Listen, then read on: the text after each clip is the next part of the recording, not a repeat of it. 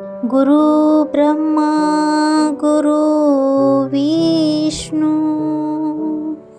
गुरुदेव महेश्वरा गुरु साक्षात परब्रह्म तस्मै श्री गुरुमे नमः। जय जय रघुवीर समर्थ श्री स्वामी समर्थ। अवधूत चिंतन श्री गुरुदेव दत्त।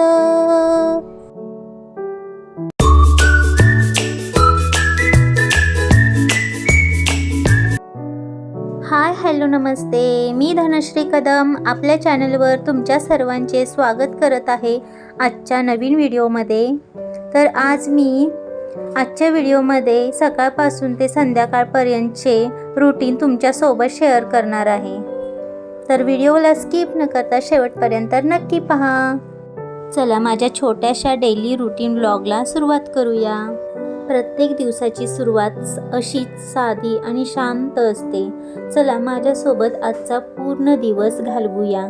सकाळी लवकर उठले आणि सर्वात आधी घर स्वच्छ केले की किती प्रसन्न वाटते मनाला।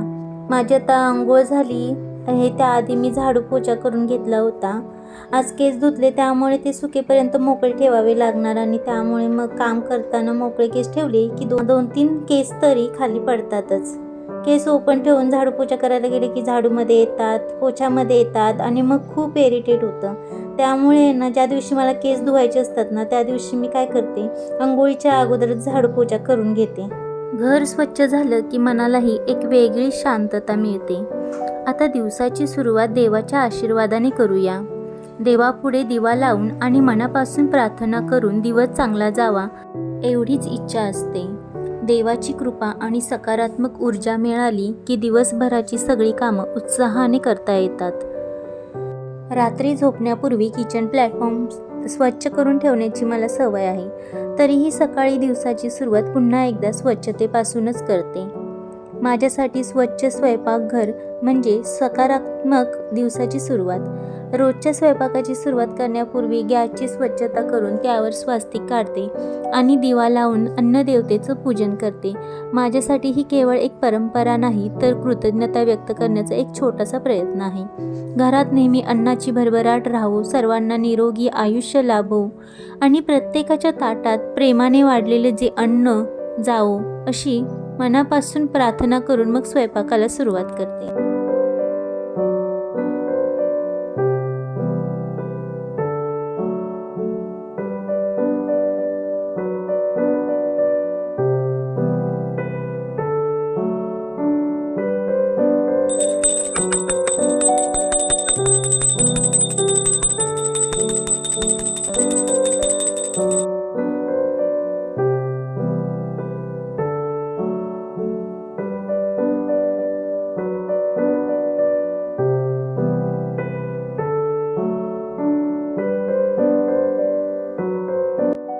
पूजन करून झाले तोपर्यंत आरवीही उठली। तिच्या गोड हसण्याने घरात एक वेगळीच चैतन्याची चाहूल लागते। तिची सकाळची छोटीशी गडबड सुरू होते। मग बेड नीट आवरून खोली स्वच्छ करते आणि पडदे उघडताच सकाळचा कोवळा सूर्यप्रकाश घरभर पसरतो। अशा प्रसन्न वातावरणात दिवसाची खरी सुरुवात झाल्यासारखं वाटतं।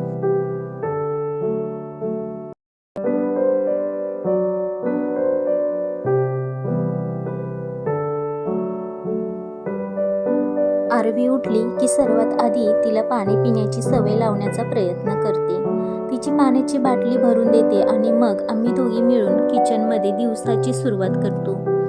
तिच्या छोट्या छोट्या गमती जमतींमुळे सकाळची सगळी धावपळ ही आनंददायी वाटते। आईपणातील हे छोटे क्षण माझ्यासाठी खूप खास आहेत, ते पुन्हा काही अनुभवता येणार नाहीत।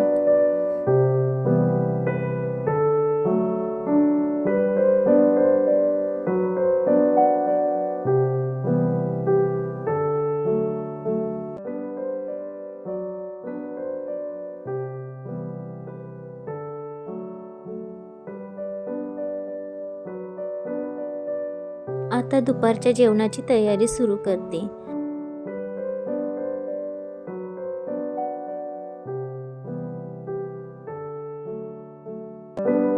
सर्वात आधी तांदूळ स्वच्छ धुवून घेते. भातासाठी टोप ठेवते.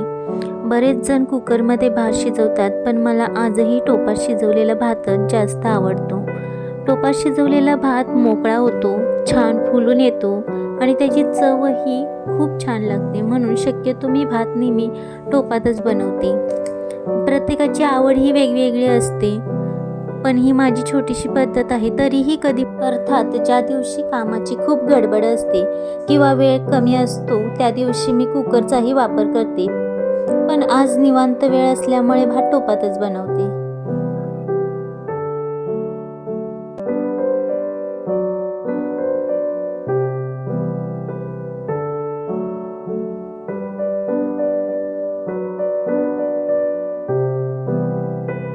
भात शिजवायला ठेवला आणि तोपर्यंत बाकीची कामंही उरकली.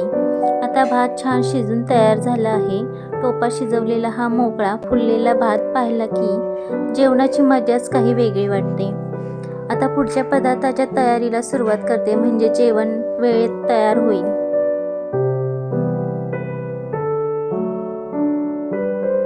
आता भाजीची तयारी सुरू करते. जेवण बनत असतानाच आरवीच्या खाण्याचीही काळजी घेते.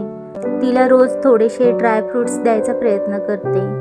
लहानपणापासूनच चांगल्या खाण्याच्या सवयी लागाव्यात आणि पौष्टिक आहार मिळावा हीच इच्छा असते. मग पुन्हा स्वयंपाकाच्या तयारीला लागते.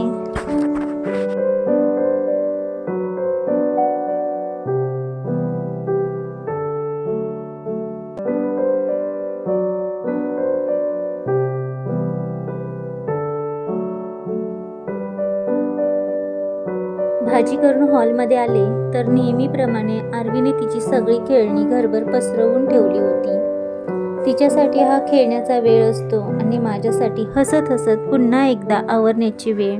घरात लहान मुलं असेल तर हा छोटासा पसारा म्हणजे रोजचाच आणि तितकाच. किती आवरावा तेवढा कमीच. दिवसाच्या क्षणांचा हा एक गोड भाग असतो. तिच्या या छोट्या छोट्या खोड्यांमुळेच घर कायम आनंदाने भरलेलं वाटतं. घराचं गोकुळ झाल्यासारखं वाटतं. दुपारचं जेवण आटोपलं आणि आता आरवीच्या दुपारच्या झोपेची वेळ झाली आहे. रोजच्या सवयीनुसार तिला झोपेची तयारी करून देते. थोडी विश्रांती मिळाली की ती पुन्हा नव्या उत्साहाने खेळायला तयार होते. तिच्यासोबतच दिवसही किती पटकन पुढे सरकतो हे कळतच नाही. आता आम्ही फ्रेश झालो आहोत आणि आता आमची बाहेर जायची वेळ झाली आहे. आता गार्डनमध्ये खाली जाताना खेळायला काय घेऊ असं आरवीचं चालू आहे.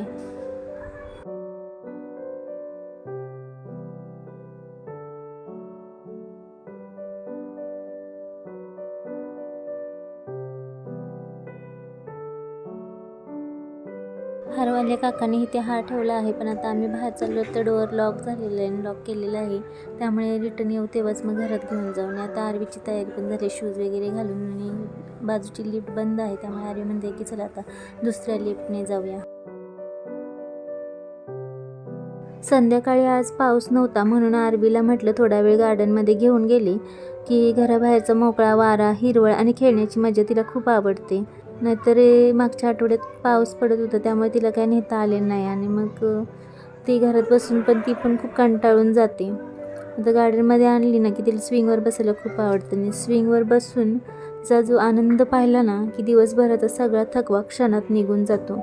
तिच्या चेहऱ्यावरचं ते निरागस हास्य हेच माझ्यासाठी दिवसातील सर्वात सुंदर क्षण असतात. आजचा व्लॉग तुम्हाला कसा वाटला तो नक्की कमेंट करून सांगा आणि आवडला असेल तर चॅनलला सबस्क्राईब करा.